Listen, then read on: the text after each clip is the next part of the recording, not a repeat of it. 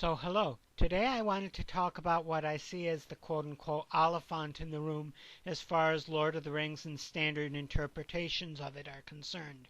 You see, there's something that doesn't quite fit in it, and it has to do with the wonder and mystery of Middle-earth. You see, the standard interpretation of Middle-earth, Arda and Ea, the world that is in Tolkien's universe, doesn't square with the more arcane aspects of its characters and elements. The standard interpretation, that Iluvatar made the Ainur, the Holy Ones, akin to angels, and that they as Valar and Maiar made the world and prepared it for the coming of the children of Iluvatar, elves and men in that sphere of reality. Morgoth rebelled, took to himself servants, Maiar and twisted elves, and so arose the Balrogs and Orcs. End of story, and that's all there is. Right? Not so fast.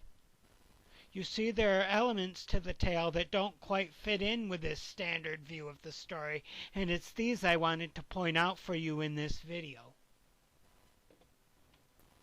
Number one is to loose ends in the Tolkien universe, pieces of the Tolkien-esque story that don't quite fit in with his nice, neat universe and its cosmological mythology.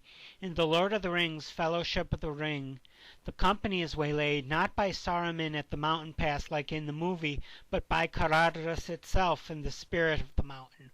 Who or what is this spirit? What's its part in the world, let alone its allegiance in the grand scheme of free peoples of the world versus the Dark Lord, and the Valar, the powers of light versus Morgoth? You see, this is a mystery Tolkien doesn't illuminate in his story, and it's uncharacteristic of Tolkien not to work this detail into his mythos like he had for his languages, his place descriptions, and other details of the tale. There are two choices. Either this was something he overlooked in his writing, that's doubtful, or something else is going on behind the scenes that doesn't sink in with this simple light versus dark interpretation of the story. Number two, in The Hobbit, besides the standard characters that Bilbo and the dwarves run into, there's a mysterious insertion of stone giants into the story.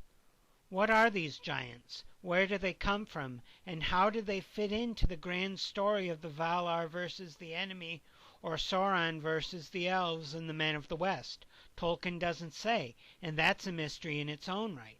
It's just peculiar that he doesn't or wouldn't. It's uncharacteristic of him not to do so, and that leaves me wondering if something else is going on with his story that he's not letting on to. Then there's the biggest mystery of all, surpassing Beorn and the Skin Changers, the origin and nature of dragons at all. Just who exactly is Tom Bombadil? Number three, Bombadil, that obscure figure from Fellowship of the Ring who saves Frodo and the hobbits from the Barrow-wights and Old Man Willow, he who made paths before the big people and saw the little people coming in after, who journeyed the ways of Middle-earth before the elves and even the Ents, who in his own words was there in the world before the Dark Lord came from the outside. He's not talking about Sauron, by the way, but Morgoth or Melkor before him. So who is this Tom Bombadil in all actuality, who is called Iarwain ben Adar, oldest and fatherless by the elves? For all these reasons, it's difficult for me to accept the notion that Tolkien's story of Middle-earth is just a recasting of the Christian Bible story, but in a mythological vein for the British Isles. It doesn't make sense, and it shouldn't. There are too many loose ends in this idea to make it a Christian allegory, or epic of God and the people of God versus the devil, or of Christ versus Satan, and the city of God versus the city of man. This supposedly Christian epic or uniquely Catholic story has some bits in it that aren't Christian or Catholic by any means. The mortality of man isn't theologically cast as the wages of sin, but the natural state of man, and specifically as the gift of man. Hence, no fall, no Adam of Eve in the Garden of Eden, and no need for a Christian atonement and redemption.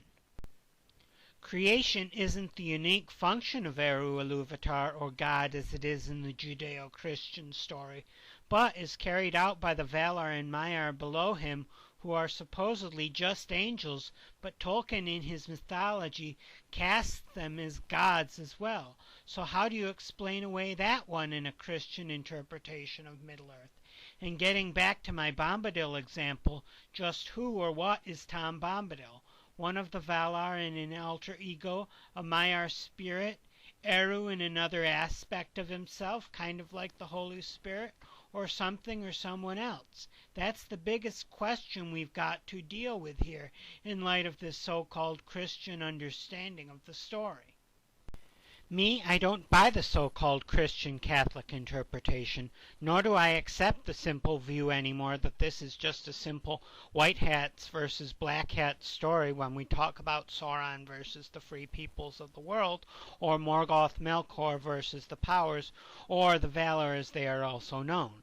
The Hobbit, The Lord of the Rings, The Silmarillion, they just don't fit a simple interpretation, and to imagine they do in some form of Christian allegory is a bit of a stretch. Tolkien himself was leery of allegory in the first place, so why on earth would he devise one for his own fantasy world, thereby violating his own rule? It doesn't make sense. The reason being, this isn't a simple fable or allegory of good versus bad. It is in fact an old world epic in the style of Beowulf or Greek legends, and as such it transcends the Christian worldview. In fact, it does more. Sauron, Morgoth, the Valar, the High Elves, men, wizards, they're all complex characters, and if we fail to account for their complexity, for their shades of gray, we miss the real meaning of Tolkien's story and its richness as a tale. Before there was Game of Thrones, there was Middle-earth, and just as Daenerys Stormborn isn't just a simple fairy tale princess like in the Disney movies, so characters like Gandalf and Elrond aren't simple white hats either on the good side without any blemishes or dark spots. They have them. Just as honestly, Sauron and Morgoth aren't completely or archetypically bad either without more complex shades to their motives as characters. Middle-earth, as I've said, is more complex than this simplistic reading of its tales, and we have to understand that as readers and Tolkien enthusiasts. And the place to start doing that, I would contend, is with the who is Bombadil question. It's neat to note that Tolkien left the Bombadil bit open as he constructed his high mythology of the Ainur and Eru Ilúvatar. Who is he, and where does he fit in with the Silmarillion in its cosmogony of the far ancient prehistorical world of Middle-earth? The movie even left Bombadil out, typecasting him only as a superficial character by its omission. But Bombadil's anything but a sideline character, and we have to understand that if we're to make anything of The Lord of the Rings as a story. The way I understand it, and echoing Tolkien's own hints and that of his family, Bombadil's a spirit of nature, the spirit of the English countryside, and so in this sense we can think of him almost like a leprechaun or a fairy, the embodiment of nature in its free-spirited form. Next to entities like Sauron, Morgoth, Vardar, or Melian, he's as nothing.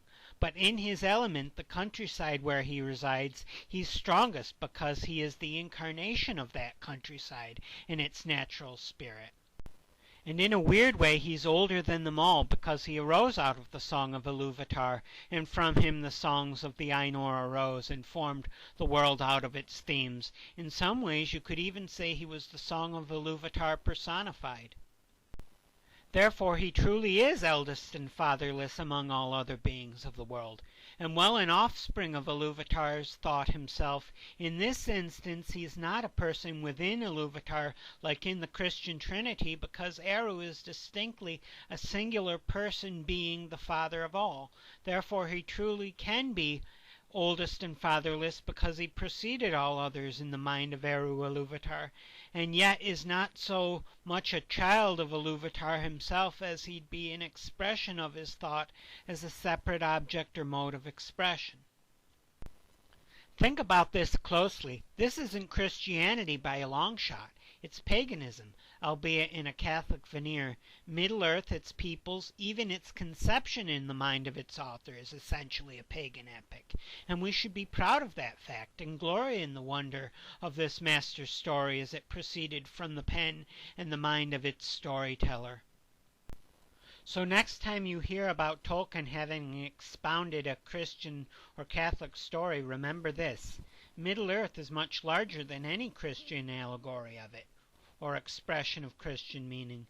Just how could the return of Gandalf the White be synonymous with the resurrection of Jesus, or the Valar and Maiar just be angels when they themselves function more like gods in Tolkien's story? To automatically fit them into a Christian or Catholic framework is to belittle Tolkien's narratives. That's not what he was about. His stories tell themselves, and that's what they were meant to do. That's what he intended. To box them up in a Christian label is to short shrift them. Read them, experience them for their own richness as stories, not as purveyors of this or that religious or philosophical interpretation. That's where their genius as stories is found, not in Christian or Catholic theology, but in the richness of Tolkien's language and the stories that he wove in tandem with them. And that's why in the end I'd argue they're authentically pagan. Hope you like my discussion here. Thanks for watching and listening.